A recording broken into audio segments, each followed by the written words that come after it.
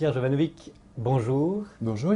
Nous allons parler de Notre-Dame de l'Apocalypse, sorti à votre maison d'édition, votre nouveau livre, nouvelle enquête, parce que alors ça se lit d'un trait, félicitations. C'est passionnant, on voit la recherche que vous avez faite à propos des nombreuses apparitions de la Sainte Vierge Marie. Oui, attention, parce que les catholiques risquent de...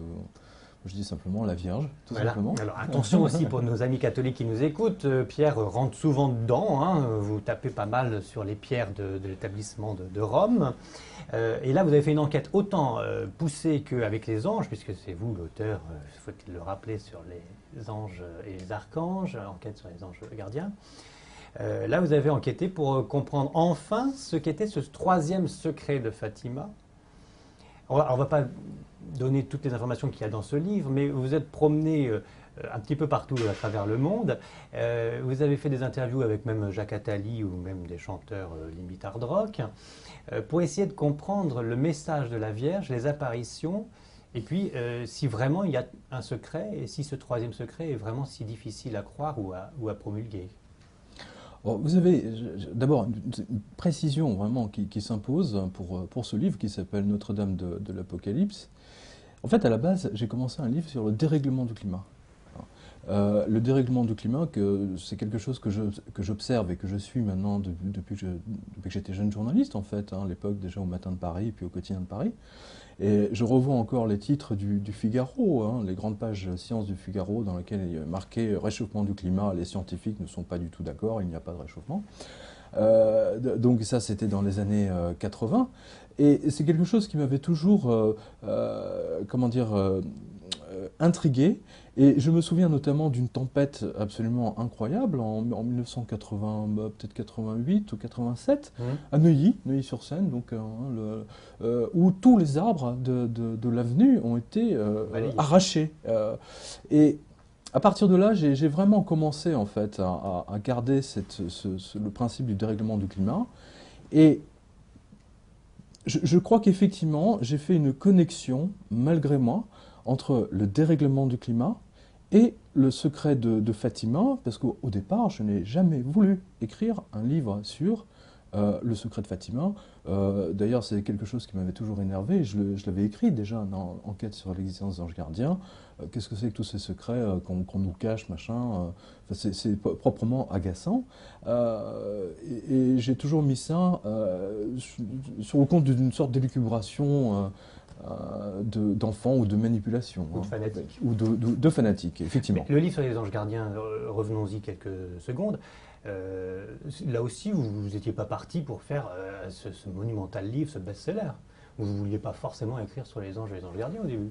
Ah non, pas du tout. C'est toujours par hasard que vous faites des chefs-d'œuvre comme ça, alors. Oh, c'est gentil, mais oui, c'est vrai, c'est toujours pas... Enfin, absolument, c'est par hasard. Je crois qu'en fait, les écrivains, en règle générale, quand ils commencent à écrire un livre, ils l'écrivent d'abord pour eux-mêmes. Ils ne cherchent pas à faire parce que personne n'a la recette, ce serait facile, trop facile, pour écrire un best-seller, et je crois que simplement ce sont les lecteurs qui sanctionnent un écrivain. Bien sûr. Ça va de soi. Mais là, comme vous le remarquez très justement, aussi bien pour le livre sur les anges gardiens, au départ j'avais vécu un événement que je ne comprenais pas, et puis de fil en aiguille j'ai commencé à me passionner pour cet ange que j'aurais. Alors, Pierre, voilà. Pour ceux qui n'auraient pas écouté les nombreux entretiens que nous avons fait ensemble, on va juste recadrer vite fait cet événement extraordinaire qui vous est arrivé et qui vous a fait prendre conscience de l'ange gardien. Parce que bon, tout le monde ne va peut-être pas écouter toutes nos interviews. Voilà, alors donc l'événement qui m'a amené à écrire le livre sur les anges gardiens, c'est l'histoire de la balle, alors que je me trouvais donc dans une voiture dans la Silicon Valley, sur une autoroute, roulant vers San Francisco. Et lorsque tout à coup, comme ça, je me suis jeté sur ma gauche, parce que c'était mon ami qui conduisait. Et au même moment où je faisais ça, le temps s'est arrêté. C'est exactement comme dans le film Matrix, sauf que là on est en, je sais plus, en 86, 87, je me souviens plus. Et donc c'était fascinant parce que j'avais tout mon temps dans ce ralenti, j'avais tout mon temps pour éviter la balle que je voyais arriver, et en même temps je voyais le vortex, c'est-à-dire que je voyais la balle tourner, comme ça. Ça paraît complètement fou à expliquer. Moi-même, ça me paraissait fou. Il n'y avait pas une petite voix qui disait va te coucher. Non, non, non, il n'y avait aucune voix, rien du tout, simplement le temps, the time has stopped, le temps s'est arrêté. Et, et au moment où j'étais comme ça, donc, paf, j'ai vu le trou hein, se former sur le pare-brise. Euh, et puis, paf, le temps s'est remis en marche. Et on était tous les deux, je veux dire, Muriel, c'est celle qui conduisait, donc elle était quand même assez choquée. Mais on était toujours, je sais pas, 100, 120, enfin bon, la limitation. Et puis on a vu, 5 minutes plus tard, on a vu un panneau California Highway Patrol, la CHP, hein, la police de l'autoroute. Et donc on s'est arrêté, parce que c'est une voiture de location. Et moi, je me souviens très bien, je me dis, mais qu'est-ce que c'est que ce truc? Je vais en avoir pour $2000 de pare-brise. Et comment Tesson va accepter un pare-brise en note de frais, quoi. C'était rédacteur en chef de l'époque. Voilà, mon rédacteur en chef. Donc c'était assez marrant comme pensée. Et en même temps, on était surexcités. Et comme c'est une voiture de location, donc nous étions obligés de porter plainte, hein, parce que donc il nous fallait pour l'assurance. Donc et j'étais tellement surexcité que le policier a tout noté. C'est-à-dire qu'il a marqué, je l'ai encore. Il a marqué he has seen the time in slow motion, il a vu le temps en ralenti, etc. Il a constaté le trou de l'impact de la balle dans le pare-brise, etc. Et c'est fascinant, si vous voulez. Et j'aurais jamais imaginé que le fait d'aller au CHP ce jour-là, en fait, serait la preuve absolue, si vous voulez, de ce que j'ai vécu. Hein. Parce qu'aujourd'hui, je suis le seul. Hein, il y a beaucoup de gens qui disent parler aux anges, machin, bitude, etc., d'avoir des expériences, de passer de l'autre côté. Mais finalement, personne n'en a la preuve. Je suis aussi paradoxal que ça puisse paraître, je suis le seul à pouvoir le prouver avec ce papier. Avec ce papier que j'aurais jamais imaginé qu'il pourrait me. Là, vous prouvez simplement que le temps peut s'arrêter, pas que les anges existent. Absolument, bien sûr, bien sûr. Il n'empêche que, vous savez, c'est Idi Amin Dada hein, qui disait « Personne ne court aussi vite qu'une balle de fusil hein. ». Donc, il se trouve que là, j'ai couru plus vite et j'aimerais qu'on m'explique comment. Donc, et c'est comme ça, si vous voulez, que je me suis efforcé de comprendre ce que j'ai vécu, hein, puisque tout le monde me disait que, de toute façon, ce que j'ai vécu était impossible. Donc, vous voyez, c'est moi, mes pensées, le moi contre le monde entier qui vous dit c'est pas possible. Et pourtant, je l'ai vécu. Mais quel cheminement qui vous a poussé jusqu'à découvrir que c'était un ange gardien? Au départ, je n'ai jamais songé à ce qu'on appelle l'ange gardien. Franchement, c'était pas du tout ça. Moi, j'ai pas été élevé, si vous voulez, avec l'histoire d'anges, etc. Vous êtes même plutôt contre, déjà un côté catholique, tout ça. Oui, donc bon, c'était pas du tout mon truc, mais c'était au cours d'une conférence de rédaction où, à l'époque, Armel Elio devait présenter un film qui s'appelait L'expérience interdite, me semble-t-il, avec Julia Roberts et je ne sais plus, Kevin Sutherland, je crois. Oui, très bien, bravo, exactement. Voilà. Donc, un film sur l'expérience. Voilà, c'était sur les expériences voilà, décrites par Elisabeth Kubler-Ross, le docteur Kubler-Ross. Et comme nous étions au quotidien de Paris, le quotidien de Paris possède également le quotidien du médecin et le quotidien du pharmacien. Et donc, comme je m'occupais de technologie, donc on m'avait dit, écoute, Jova, tu vas aller voir dans les hôpitaux, les anesthésistes, est-ce qu'avec les nouveaux trucs électroniques qui permettent aux malades de revenir, est-ce que c'est vrai, est-ce qu'on en a en France? Bon, alors, donc je suis allé faire j'ai fait mon enquête auprès des anesthésistes dans les hôpitaux, et comme j'étais du groupe quotidien du médecin, enfin quotidien de Paris, donc les médecins me disaient, bon, alors surtout, hein, vous dites pas mon nom, oui, mais à l'époque c'était tabou, hein, donc, mais à l'époque, oui, j'ai eu tel cas, et puis bon, de fil en aiguille, si vous voulez, c'était clair. Et ensuite, j'ai trouvé dans la documentation du quotidien de médecin vous savez, ces bulletins spécialisés, vous savez, ces journaux pour pédiatres ou pour anesthésistes, ou enfin, des trucs hyper spécialisés. Voilà. Et donc, j'ai trouvé un bulletin médical ultra spécialisé de pédiatrie dans lequel je suis tombé sur le cas d'une petite fille qui était morte, donc techniquement morte, pour le médecin, hein, pendant plus de 20 minutes. Et qui est revenue à elle et qui a raconté à son médecin comment elle est passée de l'autre côté, comment elle a vu, elle était dans un tunnel, elle a vu son ange gardien. Enfin, au début, elle ne savait pas ce que c'était, hein, elle ne savait pas qui c'était. Et donc, elle a demandé qui était ce personnage lumineux. Et donc, ce personnage s'est présenté en tant que son ange gardien à la petite fille. Elle s'appelait Elisabeth. Et donc là, j'ai trouvé ça génial parce que je me suis dit, c'est formidable. D'abord, les anges existent et en plus, les anges femmes existent. Et donc, déjà, d'emblée, ça explosait toutes ces conneries catho qu'on nous. Que les anges n'ont pas de sexe. Non, mais surtout repousser la sexualité. C'est-à-dire, il n'y a pas de. Si vous voulez rencontrer Dieu ou le Christ, vous devez être asexué. Vous ne devez pas avoir de sexualité pour approcher Dieu. Voilà, le sexe, c'est mal. C'est le côté la bête. C'est le côté diabolique, etc. Et là, j'ai été confronté donc, à un cas dûment constaté par tous les médecins, etc. Ouais. Un cas clinique, comme ils appellent ça, d'une gamine, donc morte cliniquement pendant 20 minutes, alors que techniquement, je veux dire, même au bout de 5 minutes, bon, il n'y a aucune chance pour... Et qui a rencontré son ange gardien qui était une femme. Qui a rencontré son ange gardien qui était une femme, et qui ne se rendait même pas compte de ce qu'elle disait. En plus, oui, bah voilà, qui ne fabulait pas.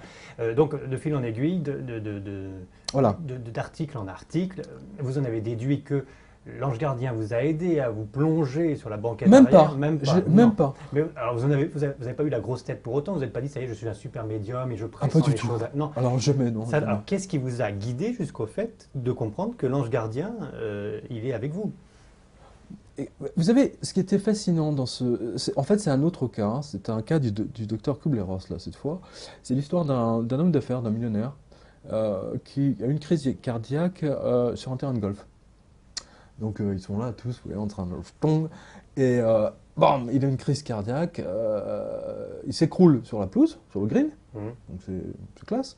Alors tout le monde s'affole, on appelle le médecin, blablabla, et il se trouvait qu'il y avait une ambulance qui n'était pas trop loin, donc bon, elle a quand même mis 5 minutes à arriver. Et alors, donc ils l'ont ramené quand même, hein, ils l'ont ramené à la vie, et pour eux, une fois qu'ils l'ont branché sur leurs appareils, il avait quand même à peu près 1 minute de mort clinique. Et ce qui est extraordinaire, si vous voulez, c'est que ce monsieur, donc soixantaine, a raconté comment il est passé de l'autre côté et comment il a revécu toute sa vie, c'est-à-dire 60 ans. Hein. Alors, en même pas 1 minute. Voilà, en même pas 1 minute, ou même en 5 minutes, peu importe. Et c'est là où j'ai vraiment touché du doigt le temps qui s'arrête, le temps, cette espèce de temps qui coule autrement. Et progressivement, donc, et là, je me suis passionné pour le sujet. J'ai acheté tous les livres dans le monde. À l'époque, donc j'étais journaliste, j'étais grand reporter. Je prenais un avion, je veux dire quasiment toutes les semaines, hein, pour que ce soit aller à Hong Kong ou à San Francisco. Enfin, je vivais une vie de dingue, mais j'achetais des livres partout, et ça m'a donné une vision beaucoup plus large, hein, parce qu'en France, il n'y a pas de littérature ou très peu sur le sujet, et puis tout le monde, enfin, ça n'a aucun intérêt. Et donc j'ai trouvé des connexions, et c'est là où j'ai compris que ce qu'on appelle un ange gardien qui vit, enfin d'ailleurs toutes les religions vous nous le disent, hein, l'autre côté c'est l'éternité, hein, donc quand un être comme un ange par exemple, hein, qui vit dans l'éternité et qui tout d'un coup se matérialise juste à côté de vous, eh bien forcément il y a des fluctuations du temps. C'est-à-dire que vous-même, tout de suite, il y a une perturbation, oui. C'est un peu... Parasite voilà, c'est un peu comme une pierre que vous lancez dans un lac, vous voyez, et puis pouf, puis alors, vous voyez les ronds se faire. Ouais. Et c'est ce qui s'est passé un peu à Fatima, on en parlera tout à l'heure. Oui, hein, mais à une échelle... Voilà, mais c'est à une échelle... mondiale, quasiment. Enfin, pas mondiale, mais à 60 km à la ronde. Oui. Voilà. Alors que, bon, pour moi, c'était simplement... 60 cm autour. C'est déjà pas mal, c'est un bon début. C'est déjà pas mal. Donc, vous voyez que, et c'est ça, si vous voulez, intellectuellement, ce mécanisme où, effectivement, je trouvais des preuves qui m'étaient apportées, qui plus est, par des médecins. Je refusais, si vous voulez, de me reposer sur des recherches du mystique, de machin, des gens qui vous expliquent, oui, les anges existent, d'accord, mais enfin, encore faut-il le prouver. Et puis, vous savez, à l'époque, l'Église catholique, enfin, on n'en parle pas. Donc, je reviens sur le gars qui était sur son green. Il a vu toute sa vie en 5 minutes, c'est 60 ans. 60 ans, mais attendez, non seulement il a revécu toute sa vie, mais il a revécu l'effet de ses actes sur les autres. Ah oui. Oui. Oui, donc ça fait un espace-temps aussi différent. Et alors donc, si vous voulez, ce sont des émotions qui sont démultipliées parce que tant que vous vivez, vous n'avez que les émotions, vos émotions, que tout ce qui est autour. Et là, vous sentez ce que vous avez envoyé aux autres et ce qu'ils ont ressenti etc. Vous voyez là, vos vous avez actes. une omniprésence sur ce que Les effets de vos actes, bien ou mal. Et sans l'ange gardien, alors là, il n'était pas là non plus, l'ange gardien. Si. L'ange, alors, du coup, j'ai retrouvé plein d'autres cas où effectivement l'ange observe, où l'ange montre. Hein, c'est une espèce de. C'est un guide, ouais. Il montre, il enseigne. Ouais, Hein. d'accord. Et j'ai trouvé ça génial, j'ai trouvé ça fascinant. C'était une autre, pour moi, c'était une autre dimension. C'était une dimension où là, véritablement, on pouvait toucher du doigt ce qu'on m'avait enseigné quand j'étais enfant, effectivement, sur les évangiles. Bon, là, au moins, je trouvais une traduction pratique, claire, précise. Et c'était marrant parce que la journaliste du Figaro qui avait fait le papier dans le Figaro littéraire, elle disait, elle reprenait cette phrase où je disais peut-être après tout que le long week-end de Pâques, c'était plus qu'un week-end. Qu'il fallait le considérer peut-être d'une manière plus religieuse. C'est qu'effectivement, la résurrection, c'est effectivement simplement quand on passe dans le tunnel et qu'on vit de l'autre côté. Le corps, enfin la mort ne s'arrête pas, enfin la mort de nos pensées, ou de notre âme, mais du moins de nos pensées. Ça ne cesse pas simplement quand notre corps cesse de fonctionner. Et ça, c'est génial. Alors, on va en parler de ce livre que vous ne vouliez pas écrire, comme pour les anges gardiens, Notre-Dame de l'Apocalypse. Oui, c'est marrant d'ailleurs, c'est juste, votre réflexion est juste. Effectivement, ce sont 2 livres que j'ai commencé comme ça, parce que par pure curiosité... Ça partait du côté de l'écologie, hein, c'est ça, le changement du climat, tout ça, puis après oui. vous êtes vous êtes tombé dedans. Je suis tombé dedans grâce en fait à une phrase de la Vierge où elle est apparue à la Salette dans l'Isère, où elle disait, où elle prédisait, bien d'autres choses, les saisons seront changées. Alors on va en parler, disais-je. Je termine définitivement le chapitre Ange gardien. Mais on ne peut jamais terminer les chapitres Ange gardien. C'est quelque chose d'éternel, les anges gardiens. L'ange gardien, c'est quelqu'un que vous allez retrouver. Votre ange, vous allez le retrouver. D'abord, il est toujours avec vous, même si vous ne le voyez pas. Mais lui, il vous entend, ou elle. Parce que la bonne nouvelle, c'est quand même que les anges femmes existent. C'est ça la bonne nouvelle. Et oui. Certaines s'appellent Elisabeth en plus, c'est encore une double nouvelle. Voilà, donc, enfin mon ange ne s'appelle pas Elisabeth, c'est pas une femme. Alors c'est quoi déjà cette histoire? Parce que vous savez que grâce à vous j'ai découvert mon ange. Ça a eu un grand succès cette affaire. Effectivement. Mais il ne faut pas donner le prénom de son ange. Alors, non. Certains me demandaient dernièrement pourquoi. Alors moi je rétorquais parce que ceux qui font de la sorcellerie, si jamais ils veulent l'utiliser ou faire du mal, c'est ça, non? Oui, non. Enfin, il y a beaucoup de choses si vous voulez. Et ça, on le retrouve bien dans Enquête sur l'existence des anges gardiens. On le retrouve d'ailleurs dans plusieurs passages, c'est très curieux, et c'est ce que dit. Ne jamais donner le nom de son ange. Je tiens à repréciser que les histoires des 72 anges de la Kabbale, bon, c'est gentil, mais limiter simplement le nombre d'anges à 12 signes astrologiques ou à 72 signes, c'est quelque chose de totalement ridicule, et qui plus est. Et ensuite, par mon expérience et celle des autres, des autres chercheurs, parce que quand même depuis, Dieu merci, il y a eu d'autres livres sur le sujet, hélas, plus d'anglo-saxons que d'européens, où effectivement les noms n'ont rien à voir avec ce que affirment certains auteurs, c'est tout. C'est tout. Alors, pourquoi il ne faut pas le dire? Alors, simplement, c'est votre ange, et c'est votre dialogue. Vous ne devez laisser personne avoir un dialogue avec votre ange. C'est tout, c'est quelque chose de l'ordre de l'intime.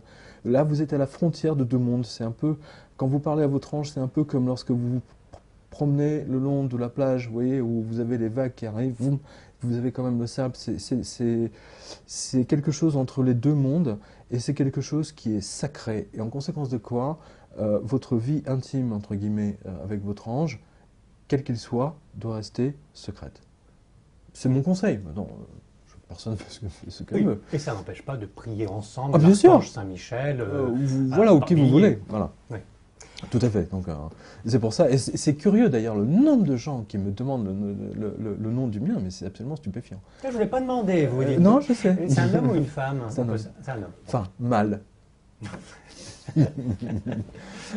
C'est un mâle. Bon, voilà, c'est un costaud. C'est un costaud, gradé. En plus.